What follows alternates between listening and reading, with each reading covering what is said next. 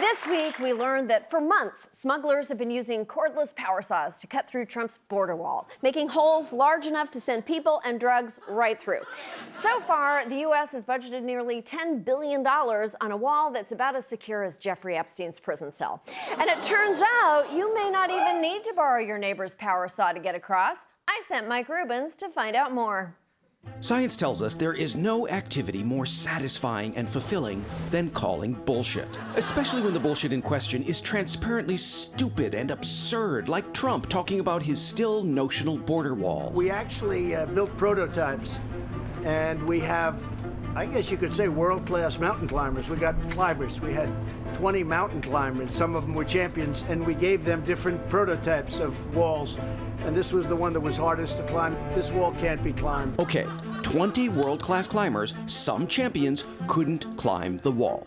When the climbing community heard that, they said, bullshit. Bullshit would be a good term. I think we're all here calling bullshit on it today. Here is Muir Valley, Kentucky. The mechanism for the calling of the bullshit is this, a replica of one of the 18-foot-high sections of Trump's border wall. The replica is the brainchild of climber and retired engineer Rick Weber, who had his own potty-mouthed reaction to Trump's claim. Well, I thought that's baloney. Rick! He said he had 20 of the finest mountaineers in the world and they couldn't climb it. Nobody in the climbing community has a clue who these people may have been, and you never tell a rock climber that something's impossible to climb because we'll go out and try it.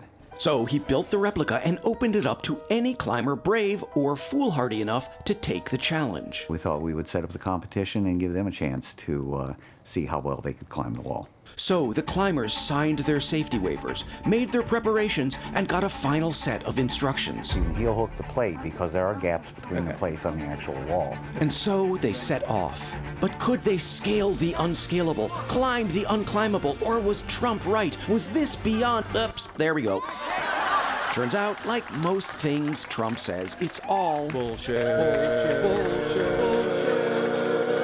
If I were designing a wall, I don't think I could design a better wall to climb because you get wonderful hand grips. The top plates are not welded together, so you can grab the side of one of the plates, you pull yourself over the top and just shimmy down. So, how long did it take some of these climbers to climb up and shimmy down? Let's watch while I fill the time by trying to list all of Trump's lies from the most recent week tracked by CNN.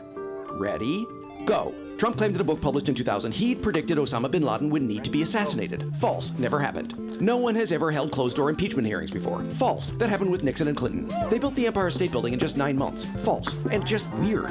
The whistleblower is gone and totally discredited, and crap, I'm out of time and there's 92 more to go. Okay, admittedly, maybe not everyone can scale this wall. These climbers are clearly the best of the best, like the test climber who initially beat this challenge on a previous day. Lucy, you are the first person to have ascended the wall? Yes. Oh, hi. How old are you? 8. So, yeah.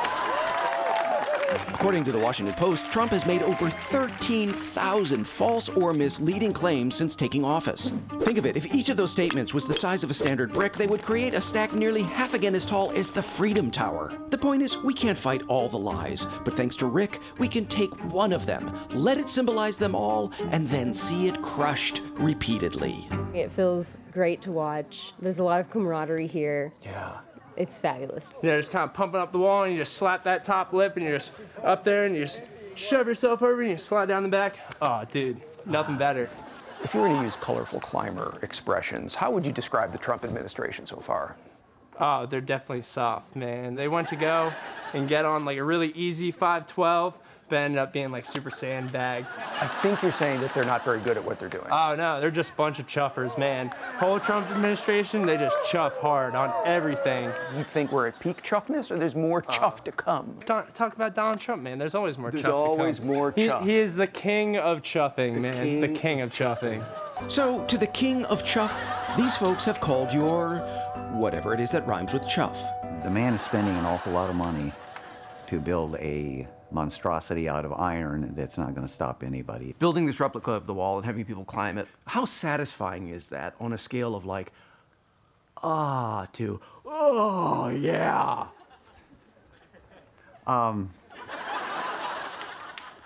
Hard question to answer. No, it's not. It's,